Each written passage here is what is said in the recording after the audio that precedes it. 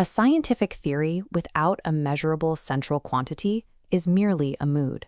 Historically, researchers could describe the subjective feeling of a coherent mind, but they lacked a mechanism to turn that feeling into an objective metric. The ODTOE framework addresses this by treating cognitive coherence as a quantifiable parameter. This equation defines the BOC parameter. It isolates the cognitive coherence of a specific observer, O, as it interacts with a specific context, C. Because empirical environments vary, the framework requires different tools for different situations. To handle this variety, ODTOE provides 5 distinct calibrated operational recipes. The challenge is no longer about the possibility of measurement, but about selecting the correct tool for the specific environment being analyzed. Level 1 is paired comparison elicitation. This is a low-cost method for obtaining a fast estimate from a single human observer. The researcher presents the observer with pairs of claims. One comes from their area of expertise, the other from a weaker domain. The observer must choose which they would defend more firmly against conflicting evidence. Iterating this process until preferences stabilize reveals an implied B ranking. While useful for screening, this method is generally not precise enough for formal publication. For professionals with verifiable histories, such as traders or engineers, the framework uses Level 2, regression on known outcomes.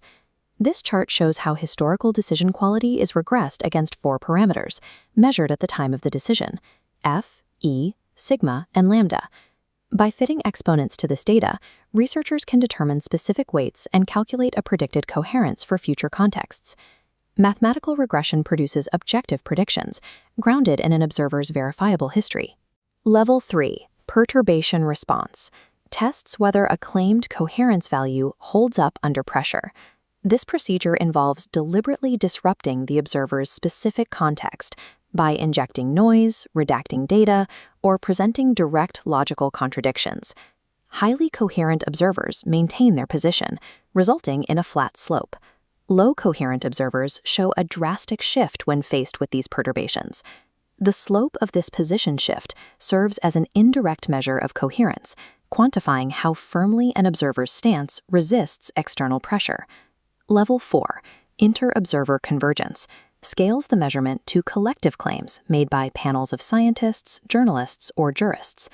By calculating the agreement between independent observers and weighing it against their individual baselines, researchers can estimate the joint coherence of the entire group. These methods demonstrate that coherence can be validated through stress testing and measured as a consensus across different minds. Level 5, lambda-grounded decomposition, provides the highest level of rigor for formal corpus work. This recipe breaks the context parameter, lambda, into its foundational components: source diversity, recency, independence, and verifiability. Isolating these subcomponents allows for a microscopic, diagnostic analysis of the observer's relationship to their data. This is the most thorough application of the framework, translating complex context into calculable data. Utilizing these 5 recipes requires following specific boundaries to ensure the data remains scientifically valid. Researchers must not collapse the B parameter into a single Bayesian credence. Every reported measurement must explicitly state which of the 5 recipes was used to derive it. Most importantly, coherence cannot be aggregated across different contexts. High coherence in one domain provides no information about an observer's performance in another. Adhering strictly to these operational protocols ensures that each individual measurement is rigorously falsifiable and entirely limited to its specific context. These 5 recipes allow cognitive coherence to function as a quantifiable context-relative parameter.